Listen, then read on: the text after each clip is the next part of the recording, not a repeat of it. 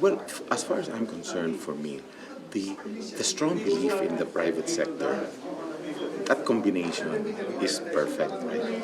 Because not only do you get the money, but the advice and the enthusiasm, right? When you have the private sector that is just so happy and so excited because you give them the time. He meets with us every 2 weeks with one sector that's already set up, gives us the respect, gives us the schedule 1 year in advance of all the meetings. Where do you get that, right? So when you have that dual type of respect for each other, it excites people. In the president's belief in the private sector is very strong.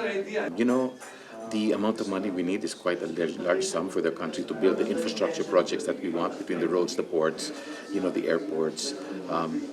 So we're going to need a lot of the funds to come into the agriculture, right? So we're going to need a lot of the funds and the expertise from countries around the world, right? And so for us, the private sector, we can partner with the best in the world, right? To be able to solve problems, and not band-aid, but to structurally change so that it works for the generations to come, and not just for 3 months or 1 year. I think that's a major part of the president's thinking process, right? It's changed the structure.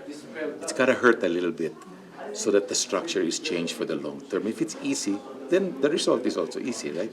If it's hard, then the result is also more long term. And I think that's part of the excitement that we all have. It's doing things for the long term. Yeah, so again, like I always say, I think the Philippines is really going to be the next big thing in Asia.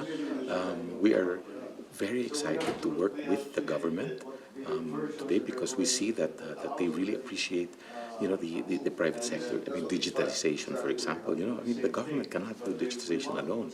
It needs the private sector, from the talent and the knowledge that we gain from all over the world, which is changing so fast. So yeah, that's my final message. I think that the private sector is very, very happy to work with this government.